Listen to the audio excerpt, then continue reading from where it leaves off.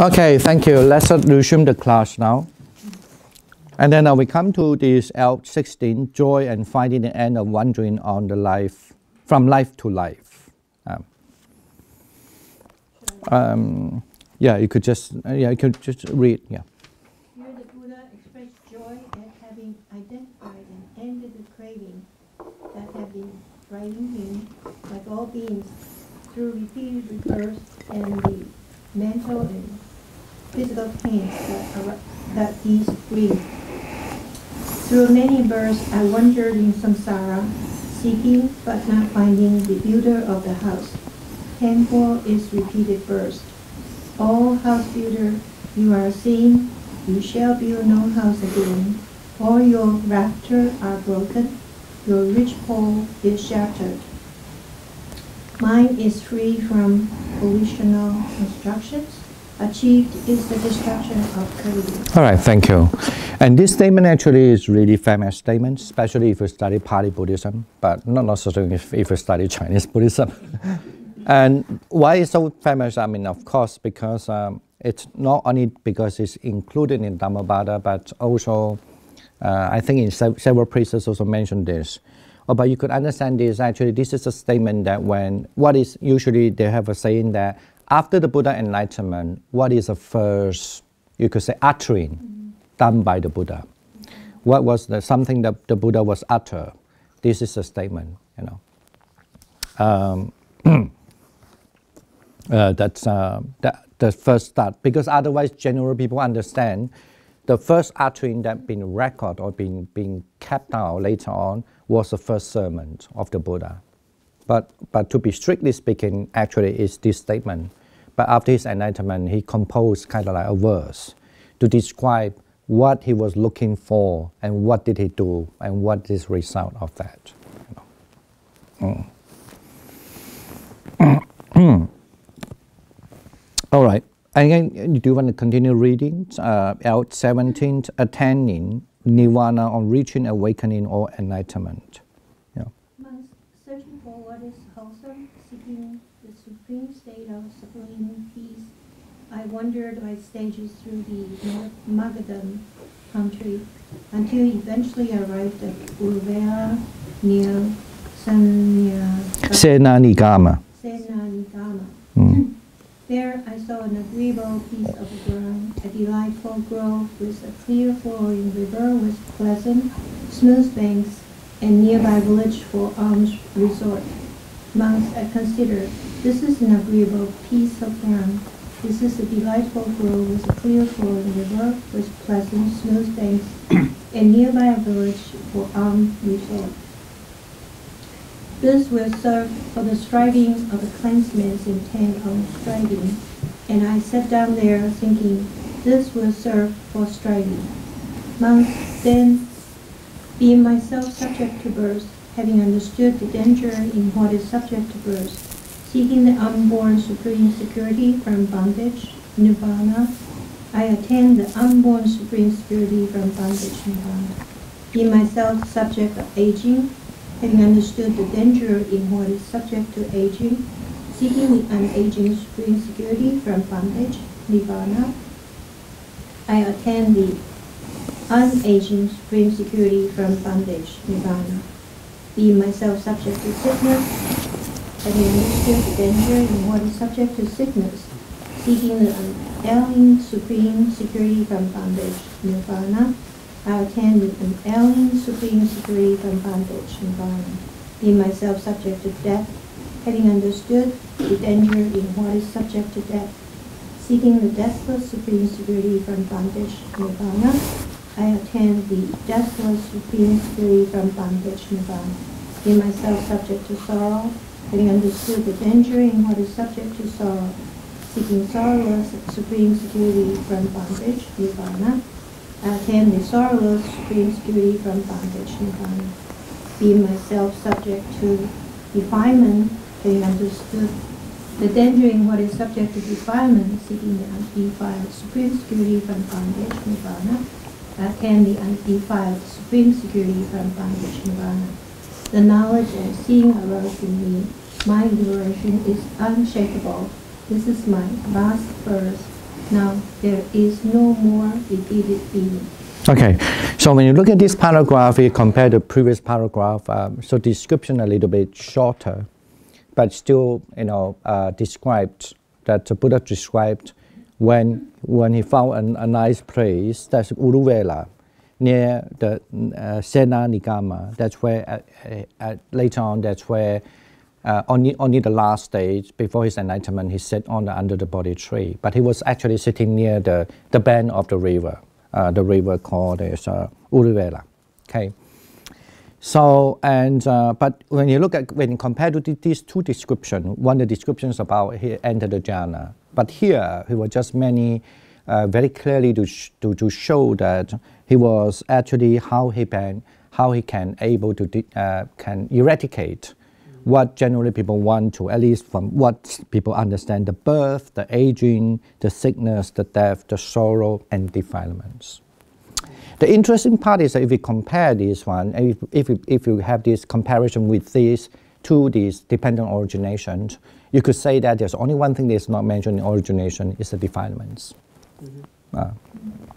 But I guess it's also very clearly to show that the Buddha wanted to certainly, and his aim, like if you compare the same text actually is Ariya Bariya Sena Sutta.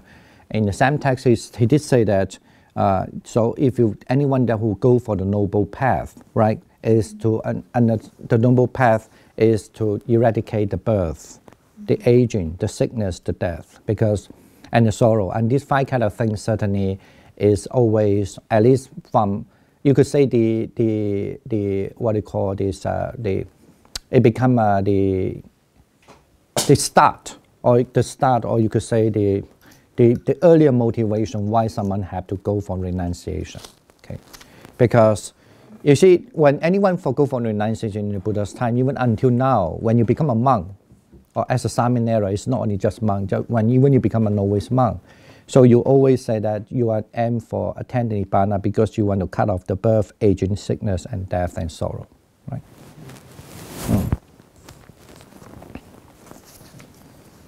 Okay, but I mean, there's a lot of philosophical here. I think I just give it to you. When you have time, I ask you to ponder about, because if you're really serious about your understanding of Buddhism, you cannot just read it superficially.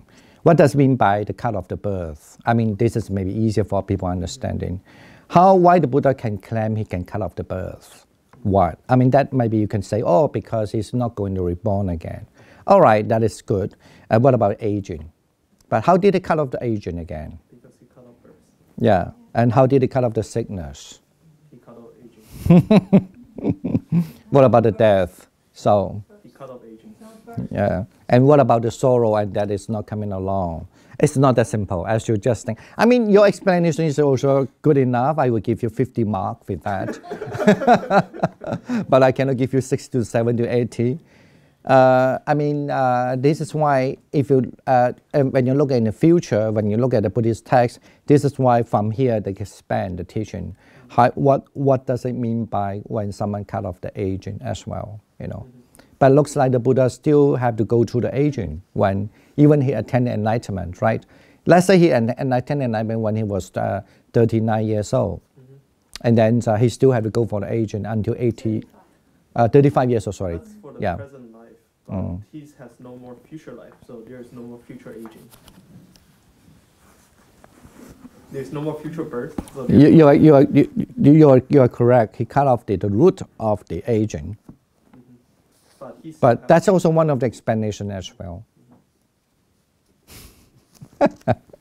It's okay. I'm just giving a kind of, I mean, sometimes, I mean, especially for the Buddhist practitioner also, I mean, especially during the time, during the Buddha's time, those who are really, are serious about this, I mean, like Arahant and what. So, I mean, the understanding of aging and the sickness and death and the sorrow.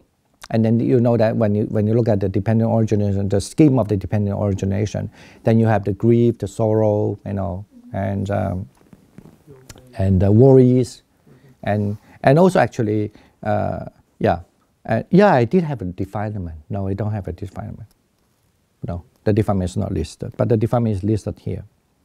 Anyway, So, but at least this is another description that we can see from the source. We have the original, or you could say the earlier source or original source, that how the Buddha described that he attained his nirvana. Okay, and he understand my liberation is unshakable. This is my last birth. Now there is no more repeated being. No? And this is a statement is really important because, for example, if you study Pali Buddhism, this certainly is something you need to remember. But you know, think about that. Those who are Chinese. So when you study the Mahayana, do they ask you to remember this? No. No. And if you study the Vajrayana, do they have this record? They do, but they don't ask you to remember this. So, and this also shows that it's the way how you understand. I won't say understand, how you try to later on interpret what does mean my liberation is unshakable, this is my last birth, now there is no more repeated being.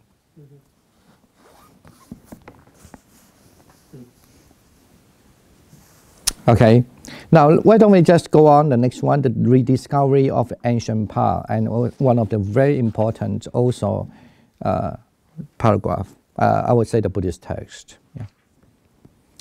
Should I read that first, the introductory? In the passage, the Buddha compares his discovery of the Noble Eightfold Path, which goes to the cessation of the painful bundle of aging and death, etc., as like the rediscovery of a path to a forgotten ancient city. Like other long past Buddhas before him, he had discovered the path to nirvana and taught it to others. Yeah. Can you? Monks, suppose a man wandering through a forest would see an ancient path, an ancient road traveled upon by people in the past.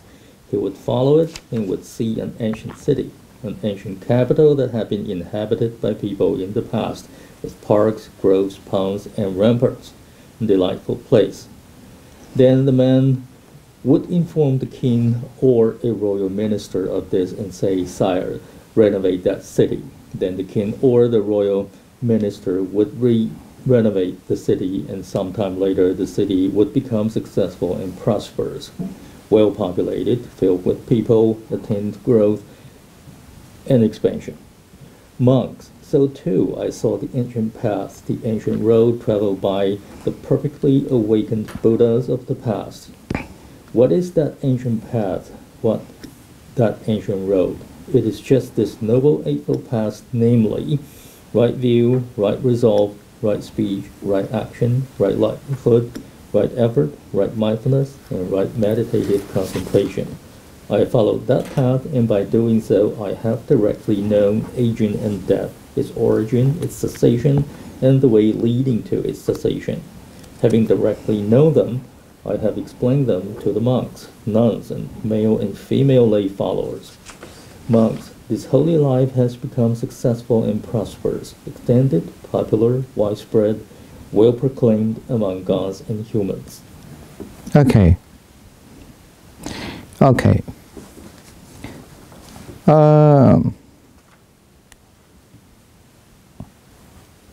Any comment with that? The ancient city or ancient path?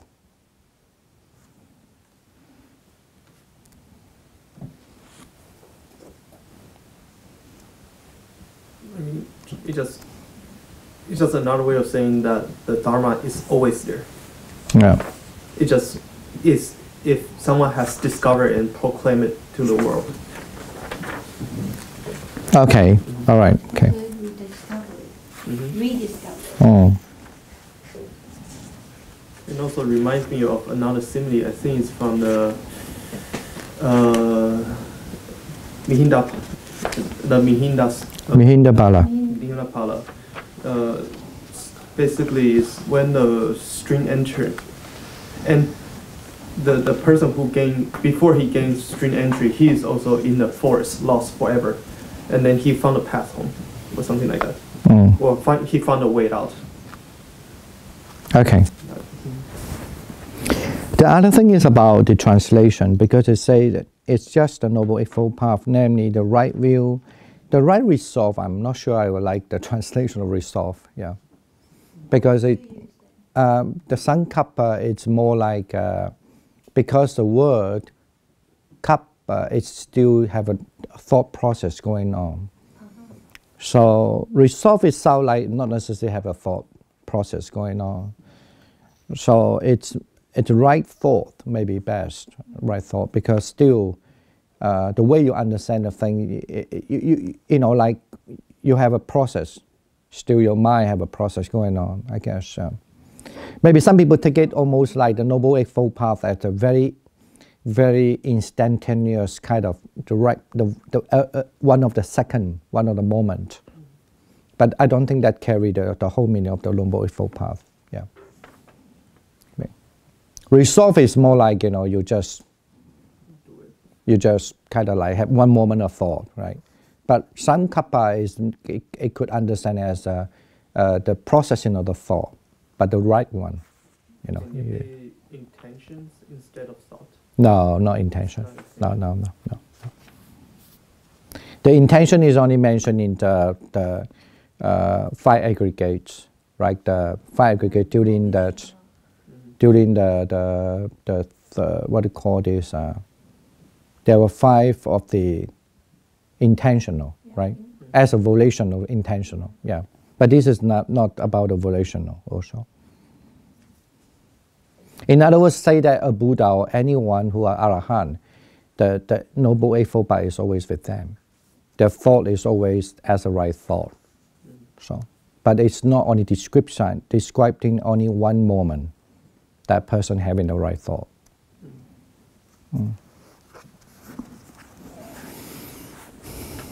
For example, the right livelihood. I mean, you have this right livelihood as the layperson. But the ultimate right livelihood, which is super mundane, which is the ultimate one, is the right livelihood is being a recluse. Yeah. A layperson can never have the ultimate right livelihood in that way, because they still have a sexuality life and so forth, attachment to the couples and so forth. So that's never be the right livelihood. But you still have a right livelihood as a mundane, but if you look at the Buddhist text, but the ultimate right livelihood is always the recluse. I mean, certainly recluse doesn't mean because you're a monk, then you are right livelihood. It means that only that kind of life suitable for them to become Arahant and the Buddha. So this is not just mentioned about in one of the instances, but as a whole, almost like as a body of the Buddha, as a body of the Arahant. Okay. All right.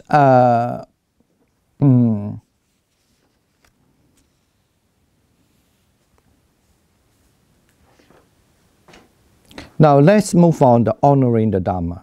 So L.19. Here the Buddha sees that there is no person he can honor as a superior to him in spiritual qualities, but that he should honor the Dhamma he has awakened to. The deity Brahma Sahambati, a long-life non-returner who had been taught by a past Buddha, appears to him and confirms that all Buddhas honor the Dhamma. So, yeah. So, you want to read that? Yeah. On one occasion, when the Blessed One was newly awakened, he was staying at a Uruvela on the bank of the river Naranjara, at the foot of the Niranjara. At the foot of the goatherd's banyan tree. Goatherd's banyan tree. Then, while he was alone and in seclusion, this line of thinking arose in his mind. One suffers if dwelling without reverence or deference. Now, on what renunciate or Brahmin can I dwell in dependence, honoring and respecting him? Then the Blessed One considered, it would be for the sake of perfecting the unperfected body of ethical discipline that I would dwell in dependence on another renunciant or Brahmin, honoring and respecting him. However, in this world with its gods, Maras and Brahmas with its people, renunciants, Brahmins, kings, and the masses. I do not see another renunciant or Brahmin more consummate in ethical discipline than I, on whom I could dwell in dependency, honoring and respecting. All right. Should we have next one? Yeah. It would be for the sake of perfecting the unperfected body of meditated concentration, the unperfected body of wisdom, the unperfected body of liberation, the unperfected body of knowing and seeing of liberation, that I would dwell in dependence on another renunciant or Brahmin. However, I do not see another renunciant or Brahmin more consummate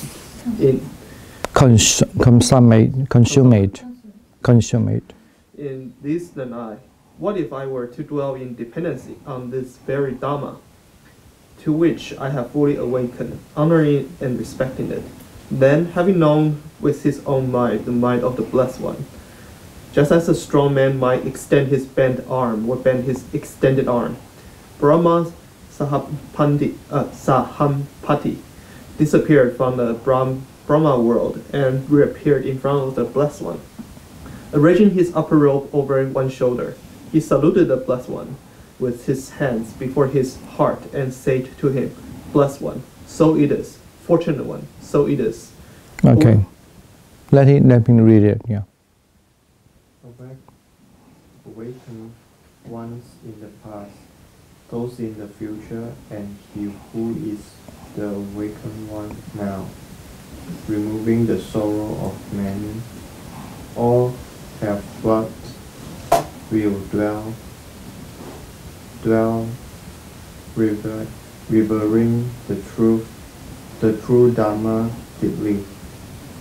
This for Buddhas is the standard law. Hence, one who desires his own goods, aspiring for greatness, should respect the true Dhamma deeply, recollecting the Buddha's teaching. Okay. Now, this is also one of the, I guess, normally if you read any life of the Buddha, I don't think they would put it here, but I think it's really important also. Well, this is from a collection, is from a Samyutta Nikaya, and then been collected in the Brahma called, I think it's called Brahma Samyutta. Anyway, at the time, at the occasion when on one time or on one occasion, so the Buddha, the Blessed One, was just newly awakened, and that's how it's mentioned in the Buddhist text as well. And he was still staying in the place called near the river Neranjara. And then, but at the time actually he was sitting in the foot of this a tree called banyan tree, okay. But it seems like belong to the goater, so belong to someone who was chasing after the goat or look after the goat. Then he was alone and then in seclusion. In other words, just one emphasis that he was alone at the time. So then something appeared in his mind. So that one we will suffer if they without any honor or any reverence or difference. But this is interesting term, difference. Usually in Pali, apitiso relate to mean repel, you know. So, I mean, depends how to read this term. You could say one suffers if one doesn't live in reverence or in repel. But here it looks like it read it as without the difference. Okay, I don't know. I will read it, or maybe more like that either one in repel. In other words, mean if there's no such a good thing for the person, he always repel. Or either he will be suffer because he doesn't reverence. You know, I read it that way. But anyway, this is all about the language problem. So I prefer my own way of understand. But you know, people when they don't respect anything, they always just do the way they like to do, in a kind of like repelling this, repelling that, because they don't respect, right? But I prefer this kind of translation rather than other way. Anyway, so now on what renunciate or Brahmin can I, so on what kind of renunciate or Brahmin I drive in all dependence. In other words, mean I should depend on them or honoring them and respect them, you know. So, but of course, then he would first look at that. I mean, a lot of people might be looking at different things. Okay, I need to, even though after his enlightenment, but he still think that, you know, what is the main thing that people can live in a good way, would not suffer, right? They can live in without the suffering. You know, traditionally also because you certainly learn to respect, because that respect is always helping you ultimately that you will not suffer. So now, but lots of people might be looking for things, but he actually looking for the 5 kind of things that happen. One is about ethical, mean anyone that is actually completely could be the fully good at the ethical, or you could say good at the virtue, right? That's what he was thinking. And he was checking, what about the Deva, the gods, the Maras, or the Brahmas? I mean, as a god, the Brahmas, or even the renunciation person, or even the Brahmins as a priest, as a religious priest, or even the kings, or even as kind of masses, I mean a kind of the group of people, or organization, maybe put it in a modern term. So, but unfortunately, he could not see that any other, this kind of person was in his idea that even actually are fully good at their virtue. This is the reason why he couldn't find it. And second one is about whether they have the completely in meditation state. Okay, and the third one is about the wisdom, whether they have it. The body here means as a collective term, collective of the wisdom, collective of the meditation, or concentration, and also the collective of the liberation, and the collective of the knowing and seeing the liberation. This is usually in Buddhism called the 5 Dhammagaya. Okay, right? 5就是无法身啊 5 Dhammagaya. However, when he checked on that, he couldn't find any so that actually worth to be just like the ultimate reverence, you know, or maybe something that would not allow anyone become, how to say, become repelled. This is my translation, I would say. But what if I were to dwell in the dependence on this very Dhamma, okay, to which I have fully awakened, honoring and respecting. So, in other words, mean now this is why Buddhism ultimately at the end recognize the Dhamma as the only one that should be respect or honor. And the one that is the one that the Buddha have gone enlightened. Okay.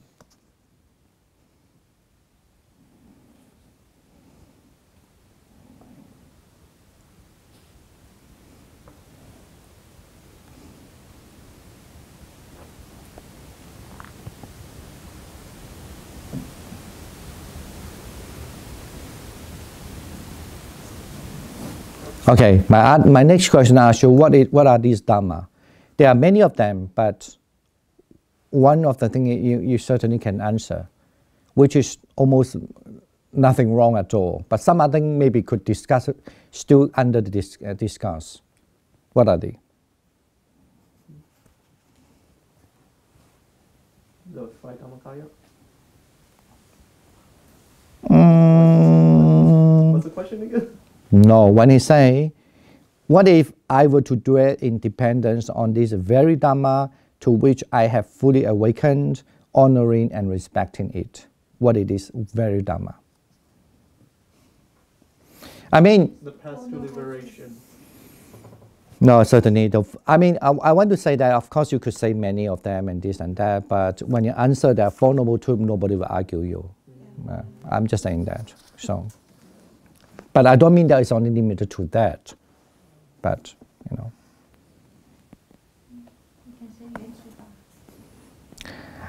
I don't know, because actually it's interesting when you talk about dependent origination. It looks like in the earlier time, even though from description you could find there was dependent origination, but then Buddha didn't even put that in a term called dependent origination.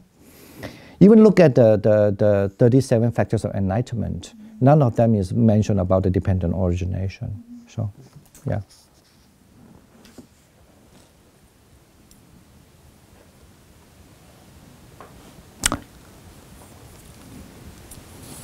Why I want to stress this? Because if we forget this part, for example, like even Nagarjuna, for example, later on, he will stress that, saying that the dependent origin as the ultimate, of the Buddha's teaching. So that's why he have kind of like proposed his understanding of how to understand the dependent origination to what we call the Madhyamaka, right? The middle path. So, and then also a lot of teachings later on will say the emphasis of the importance of Dhamma. So very Dhamma in that way, the Dhamma is in the, for example, like a Mahayana Lotus Sutra also, believing that the true Dhamma, that's why the text is called Sattama Buddharika, meaning the true Dhamma. The true Dhamma is because the understand the Lotus Sutra, for example, like that, I always think, I'm not here to say other else, but I just want to say, if you learn the Pali Buddhism or early Buddhism, certainly from the early Buddhism, we need to understand at least that to them to understand the very Dhamma. Of course, it could be many other things as well, but definitely there's no wrong if you say you cannot forget the Four Noble Truths, yeah.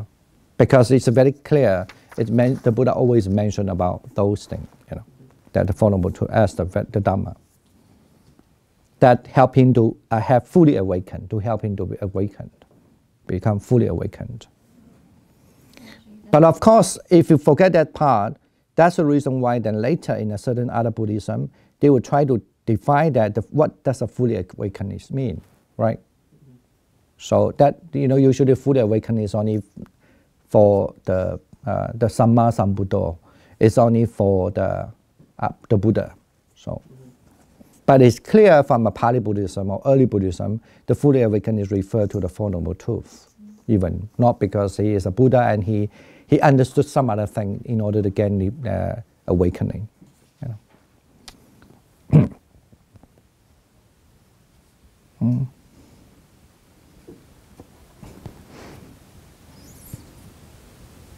All right, at the time, after he understand that, so he be reaffirmed by the Sahampati, the Brahman Sahampati. But it's believed that the Sahampati who encouraged him to start to preach Dhamma, right, to spread the teachings after he gained enlightenment, right, after he gained enlightenment. So, and said that he's quickly, just almost like people extend his arm or bend his arm. Then he appeared in front of Buddha and salute him and say, oh, that's the one, because even the past, all the past Buddha or even the future Buddha will have the same kind of understanding.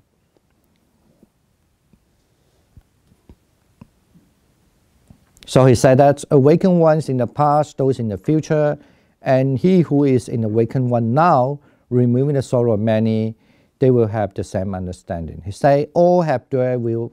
Actually, the below one is a verse.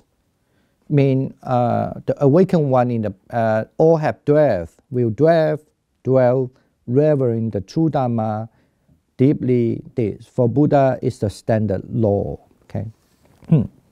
I did check in the word standard law because here it translates as standard law.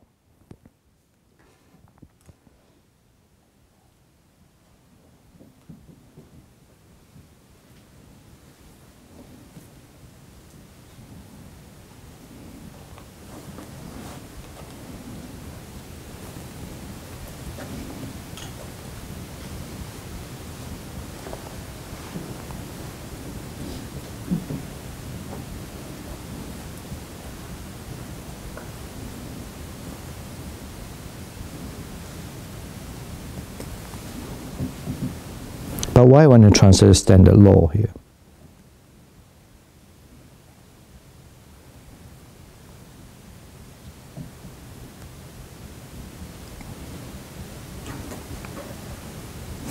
Maybe I would rather translate is that this for the Buddhas is a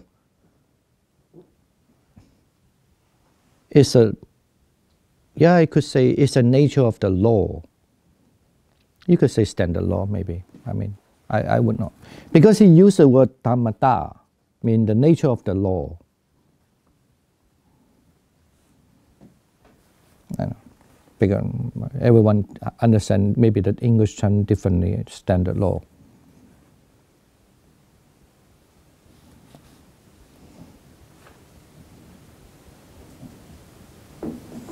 Okay, hence one who desires his own good, aspiring for greatness, should respect the true Dharma. This is what we can, the true Dharma is Saddhamma, 就是正法. Okay. Of course, in the future later on, when you study more about Buddhism and what does the 正法 mean, the true Dharma is, and then become very arguable, especially in the Mahayana Buddhism. And then recollecting the Buddha's teaching. Okay. Actually, I would not say the recollecting the Buddha teaching, because the word, I don't know, it may be the Buddha ministry, because Salam Buddha Nang Sasana mean, you could say, indeed it is the Buddha's ministry. Yeah. I don't know why recollecting the Buddha's teaching. Anyway, my way of reading English is different, maybe.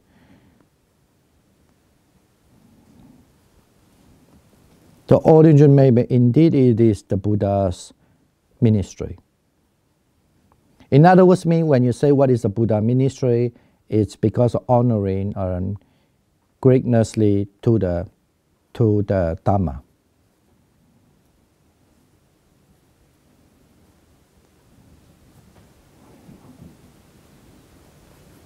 It is not the Buddha ministry is not because you worship the Buddha, but it's because you're honoring the Dhamma. So,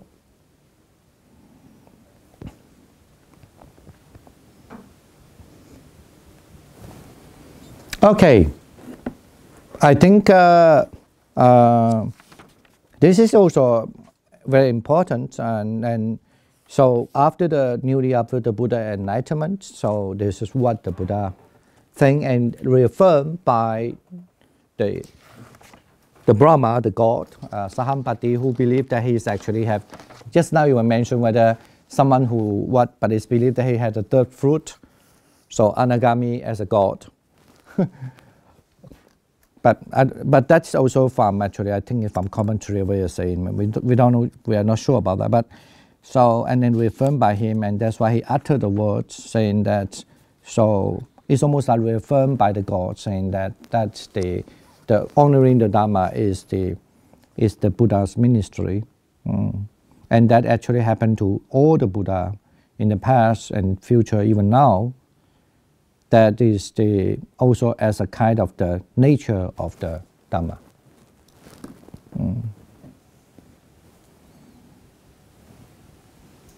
And how did he come to this conclusion, or how did he come to the Buddha? Is according to the Buddha, understand because he has the Dhamma body, right? So that is the sila, that means the virtue, the meditation, the concentration, and then the wisdom, and also the liberation, and then the understanding and seeing the liberation. So, but he couldn't see anything else beyond that. Anybody can possess that beyond that. So, but as a Buddha, of course, he's not going to say honoring me. But he knew that still is the Dhamma. The body as a Dhamma means that's why I have the honoring the Dhamma, the very of the Dhamma, this very Dhamma.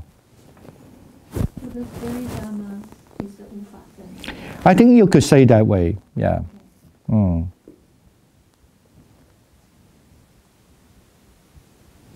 And that's why in the Theravada usually one of the system practice is very important when you practice. you can start to see, even though on the process of practicing, whether you could see that you have fulfilling the virtue, fulfilling the concentration, fulfilling the wisdom, and then the liberation and the seeing and the knowing of the liberation. So, and actually, that also, this statement also later on expand to how different way of understanding the Dhammakaya.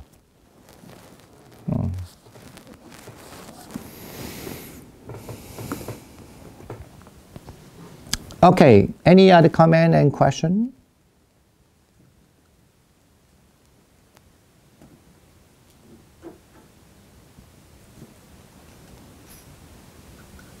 If no, I ask you a question before ending.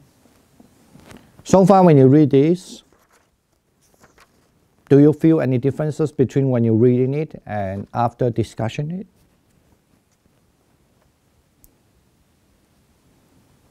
Yeah. I'm sure that some of you, at least you read it through it. Yeah. Yeah. Much easier to understand the essence. A really important point.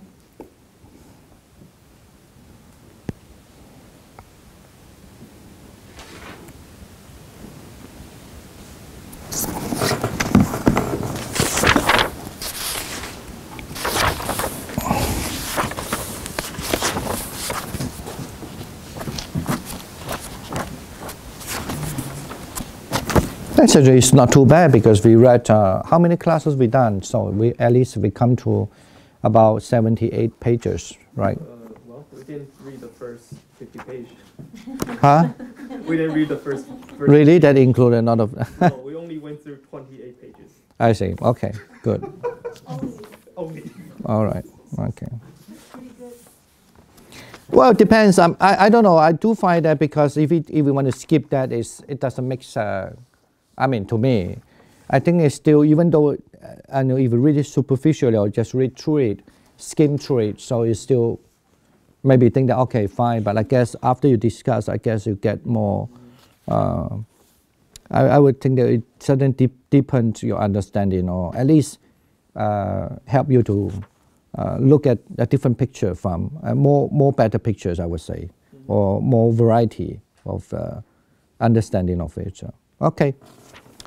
If it no any questions, so we're supposed actually, I forgot that already, but now time is up.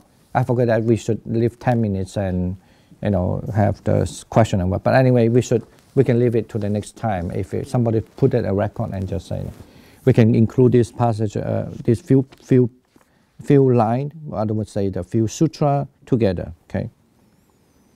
And then the next one is about the achievement and the nature of the Buddha. I guess it's a little complicated, I have to say. Rather more than this. Okay, are we going to have a class next week? 2 weeks after? I see. Yeah, the next one is 2 weeks from now. Okay, we'll see you on the 2 weeks from now. I guess we will send it off and telling you that maybe I guess we have to read up to at least just like today. Maybe we can finish at least up to page 82, mean before line 25, I guess. Yeah. Okay. So at least try to read it until the line 24. Okay. All right. Thank you. And then we do transfer marriage, and will be end of the class today.